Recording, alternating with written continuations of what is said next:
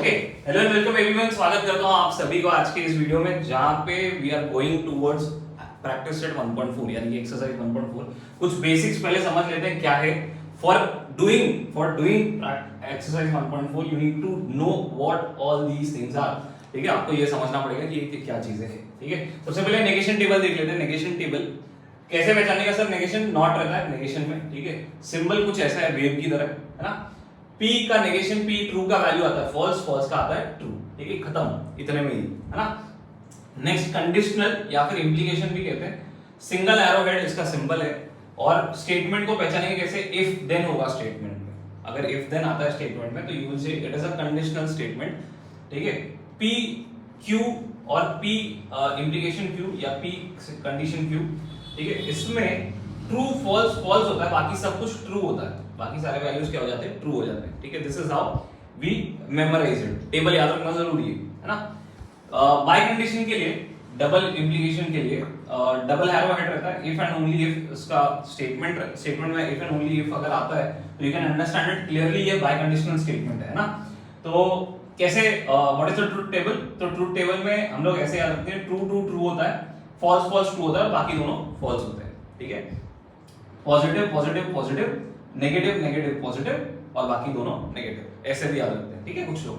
Now exercise 1.4 पे आते हैं। एग्जांपल नंबर 1, राइट द या first question, write the following statements in symbolic form. और उसमें जो सबसे पहला क्वेश्चन दिया है, the first sub question is being given, if triangle is an equilateral triangle then it is an equiangular.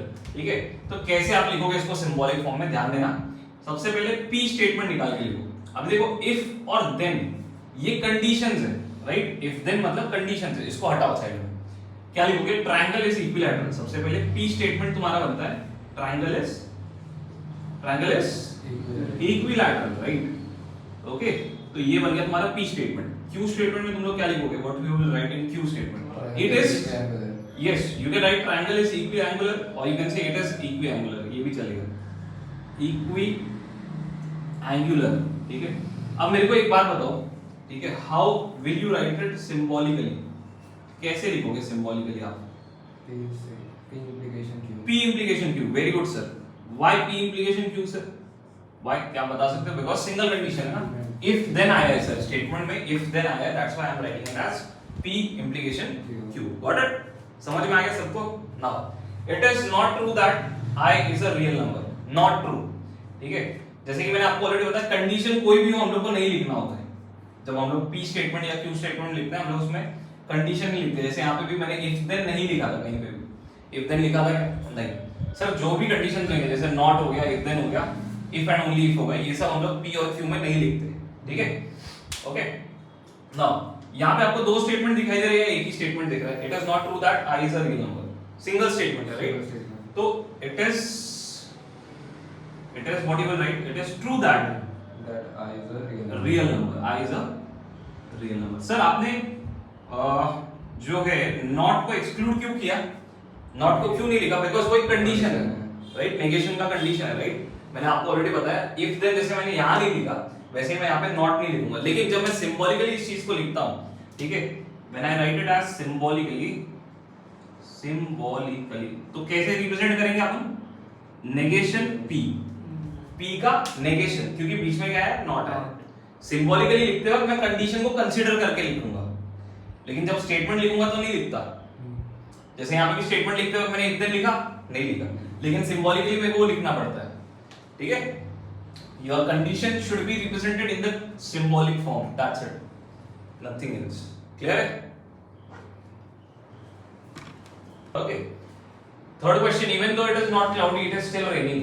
ठीक है सर, यहाँ पे जो P स्टेटमेंट बनता है, बहुत सारे बच्चों को इसमें कंफ्यूजन होएगा सर, इवन दो भी यहाँ पे कंजंक्शन का काम कर रहा है, स्टार्टिंग में ही है लेकिन कंजंक्शन का काम कर रहा है। जो तुम्हारा मेन P स्टेटमेंट बनेगा वो ये बनेगा, इट इज नॉट क्लाउडी वाला।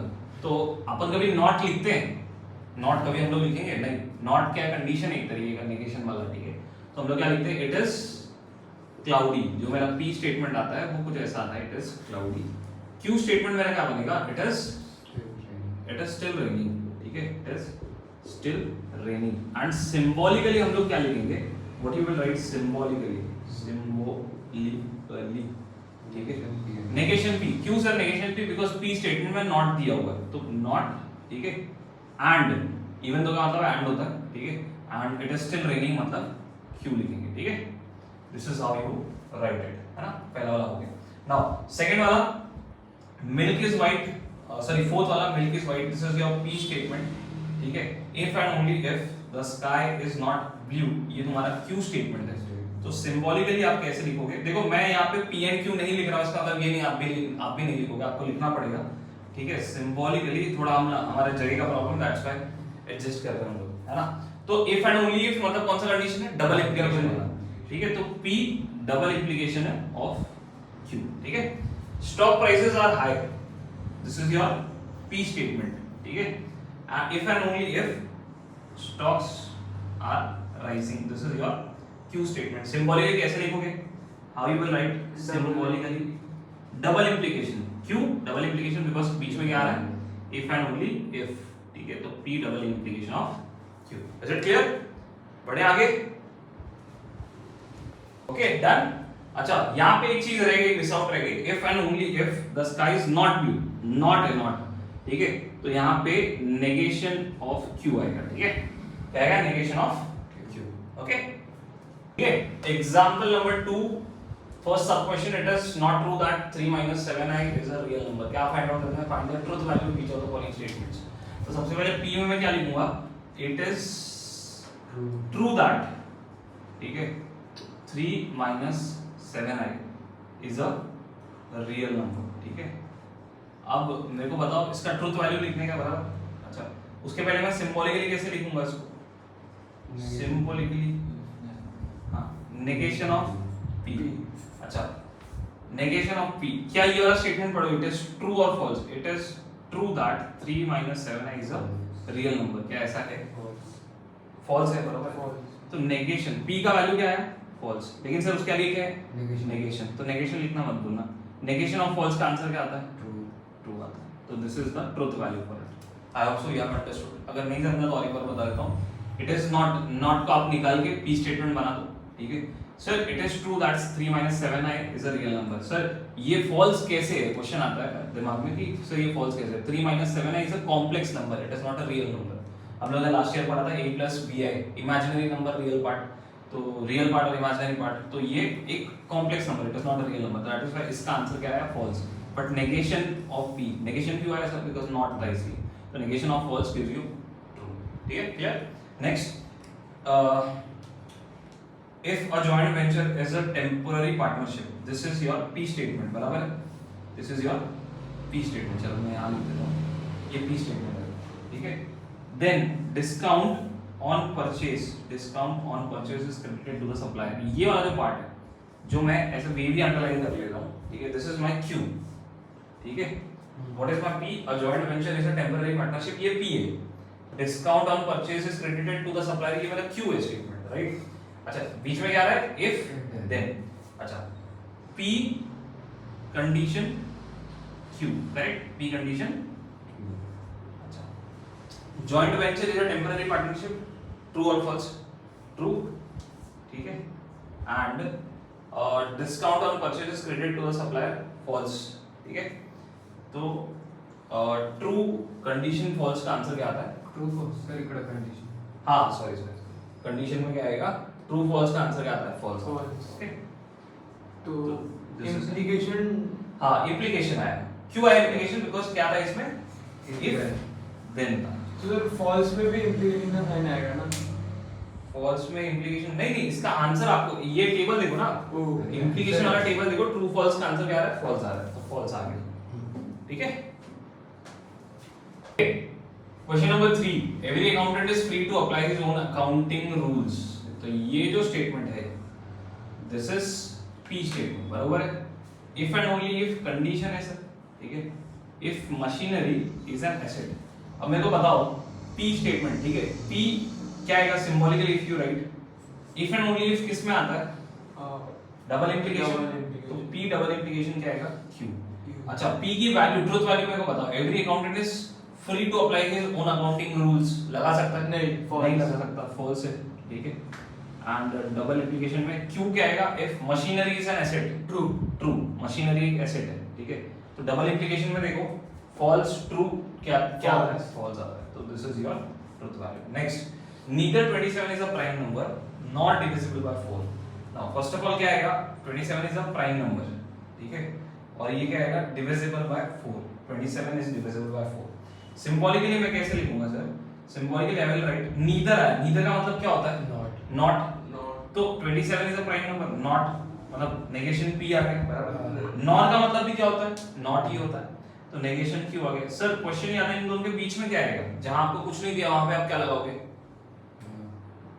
एंड लगाओगे, ठीक है। जहां कुछ नहीं दिया होता है वहां आप क्या लगाओगे, एंड लगाओगे, बिकॉज़ कंजंक्शन यही है ना, जैसे मैं बता रहा इवन दो में भी अपन ने एंड कंसीडर किया था, जहां पे नहीं कुछ दिया तो वहां पे एंड कंसीडर कर लो। Neither 27 is a prime number not divisible by 4।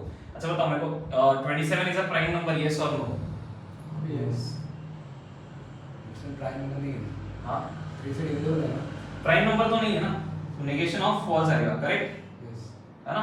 तो ये चीज यहां लिख देते हैं। p स्टेटमेंट क्या था मेरा, 27 is a prime number. 27 prime number है क्या, नहीं सर नहीं है, तो negation false. And now 27 divisible by 4 है क्या, हाँ है, नहीं 4 के टेबल में 27 आता है सर, नहीं आता नहीं आता ना, तो नेगेशन है। अच्छा नेगेशन f का answer true and true, true and true का आंसर क्या आता है, ट्रू आता है, ठीक है, done, completed. Okay, question number 3, उसका फर्स्ट सब क्वेश्चन आपको दिया हुआ है यहाँ पे। स्टेटमेंट का क्वेश्चन का हेडिंग क्या दिया हुआ है, p and q are true, मतलब p एंड q का जो ट्रुथ वैल्यू है ट्रू है, और r और s का जो truth value that is false. आपको पूछा गया इसको सॉल्व करो, ठीक है, ये कंपाउंड स्टेटमेंट्स को सॉल्व करके इसका आंसर बताओ क्या आएगा, ट्रू आएगा या फॉल्स आता है, ठीक है। अब सबसे पहले p का वैल्यू इन्होंने क्या दिया हुआ है सर, ट्रू दिया हुआ है, ठीक है। q का वैल्यू इन्होंने क्या दिया है, ट्रू दिया है, ठीक है, और r का वैल्यू इन्होंने क्या दिया है, फॉल्स दिया है। सर ये मैं नहीं ले रहा हूं, ये दिया हुआ है क्वेश्चन में, ठीक है। नाउ मेरे को बताओ ट्रू एंड फॉल्स का आंसर क्या होगा, ठीक है, because sir true and true true होता है और बाकी सारे फॉल्स होते हैं, तो उस हिसाब से सर ट्रू एंड फॉल्स, ठीक है। अब ट्रू एंड फॉल्स का आंसर क्या आया था, फॉल्स, तो ट्रू एंड फॉल्स का फिर से आंसर क्या आ जाएगा, फॉल्स आ जाएगा। आई होप सो इसमें किसी को डाउट नहीं होगा। इसके लिए आपको क्या करना पड़ेगा, इसके लिए आपको ट्रुथ टेबल याद करना पड़ेगा, बिकॉज़ बिना ट्रुथ टेबल याद किए आप इस मैथ्स के समंदर में नहीं तैर सकते, आप डूब जाओगे सर, ठीक है। तो अगर आप चाहते हो जिंदा बचे रहना तो पहले ट्रुथ टेबल याद कर लो। मैं एक बार वापस बता देता हूं क्योंकि ये फर्स्ट क्वेश्चन है। मैंने कहा ट्रू एंड ट्रू ट्रू होता है एंड टेबल में और बाकी सारे फॉल्स होते हैं, ठीक है। तो ट्रू एंड फॉल्स फॉल्स आएगा, बराबर है। तो सर जैसे ही इसका आंसर आ गया, अब वापस ट्रू एंड फॉल्स कराओ, वापस फॉल्स आ जाएगा, ठीक है, डन, खत्म। अब आ जाते हैं नेक्स्ट क्वेश्चन पे। p का वैल्यू क्या बोला है उन लोगों ने, ट्रू, ठीक है। q का वैल्यू क्या बोला है उन्होंने, ट्रू, ठीक है, और r का वैल्यू क्या बोला है, फॉल्स, एंड s का वैल्यू फॉल्स। अब मेरे को बताओ, ठीक है, यहाँ पे सामने ही है तुम्हारे सिंगल कंडीशन वाला ट्रू, कंडीशन ट्रू क्या होता है, ट्रू, ठीक है, and false and false, false and false, false ही होएगा बिकॉज़ एंड टेबल में बस ट्रू ट्रू ट्रू होता है, बाकी सब कुछ फॉल्स होता है, करेक्ट, हाँ है ना। तो ट्रू और फॉल्स क्या आ जाएगा, ट्रू आएगा, बिकॉज़ क्यों सर, कैसे, बिकॉज़ फॉल्स और फॉल्स फॉल्स होता है, बाकी सारे क्या होते हैं, ट्रू होते हैं, ठीक है। तो ये रहा आपका करेक्ट आंसर, डन, बताओ।